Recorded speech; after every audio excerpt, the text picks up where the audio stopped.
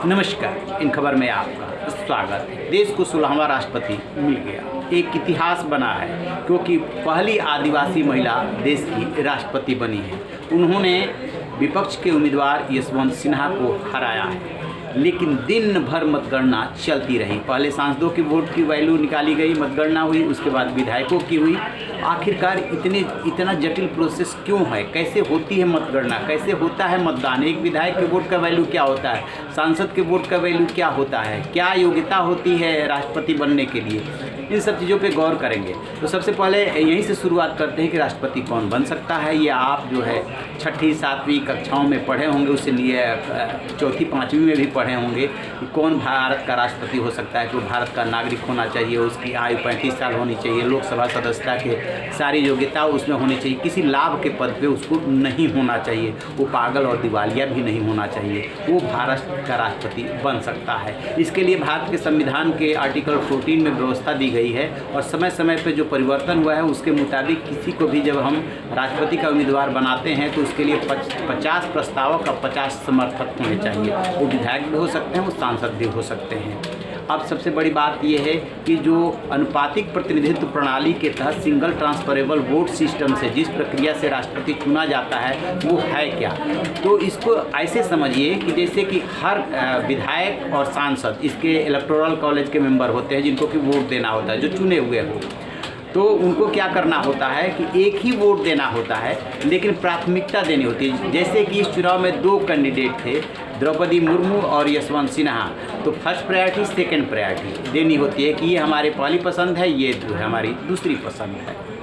इसी को single transferable vote system कहते हैं। जब एक के आधार पे, पहली प्राथमिकता के आधार पे डिसाइड नहीं होता है तो दूसरी प्राथमिकता जो मिली होती है वो ट्रांसफ़र होकर के आकर के इसमें जुड़ जाती है, उससे डिसाइड हो जाता है। फिर कितना वोट मिलना चाहिए? तो वही है कि बहुमत होना चाहिए, +1 जोड़ दिया जाता है, जितनी भी सदस्यों की संख्या है बहुमत होना चाहिए। तो यानी कि अब एक कोटा हो गया कि इतना आपको एनी हाउ ले आना है वोट की वैल्यू।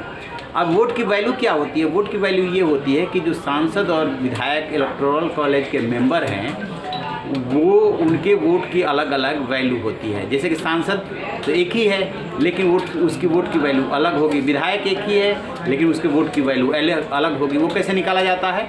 तो मान लीजिए कि उत्तर प्रदेश है, उत्तर प्रदेश की जो जनसंख्या होगी 1971 के सेंसस के मुताबिक, और जो 403 विधायक हैं उसको डिवाइड कर दिया जाएगा, फिर 1000 से डिवाइड कर दिया जाएगा। इस तरीके से निकल के आएगा 208, यानी कि उत्तर प्रदेश के विधायक की वोट की वैल्यू हुई 208। और सबसे कम जो है मिजोरम के विधायक की वोट की वैल्यू है 8। और जो कुल विधायकों की वोट की वैल्यू होती है वो डिवाइडेड बाई हो जाती है कुल सांसद, जो कि 776 है। तो सांसदों के वोट की वैल्यू निकल आती है जो कि इस चुनाव में 700 है। और हर प्रदेश के विधायक की वोट की वैल्यू अलग अलग है, जैसे कि उसमें सबसे ज़्यादा यूपी का 208 है। अब ये देरी क्यों हुई, दिन भर क्यों लगा?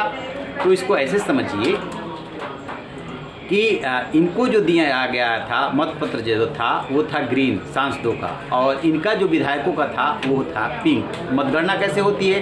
पार्लियामेंट के रूम नंबर 63 में हो रही थी।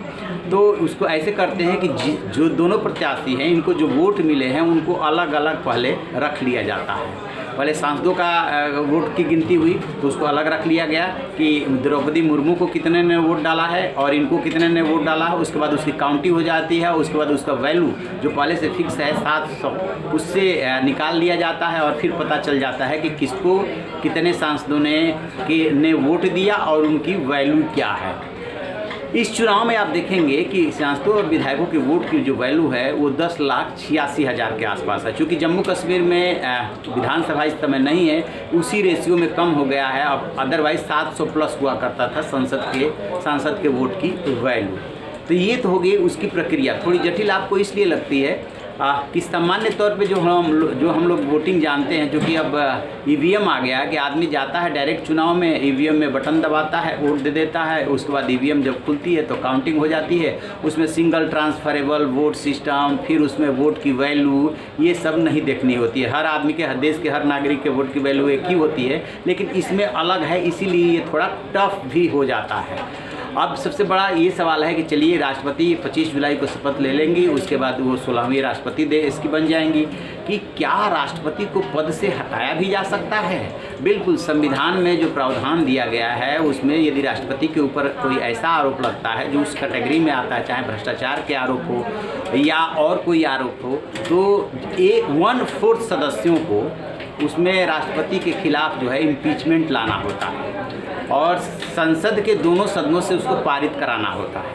संसद में जब 1/4 सदस्य रखेंगे लोकसभा में या राज्यसभा में, तो पहले वहाँ 2/3 सदस्य उसको पारित करेंगे, फिर वहाँ से पारित होने के बाद दूसरे सदन में आएगा और तब जा कर के वो इम्पीचमेंट पारित होता है, जिसको कि महाभियोग कहते हैं। अभी तक इस देश में किसी भी राष्ट्रपति को इम्पीचमेंट से, महाभियोग से नहीं हटाया गया है।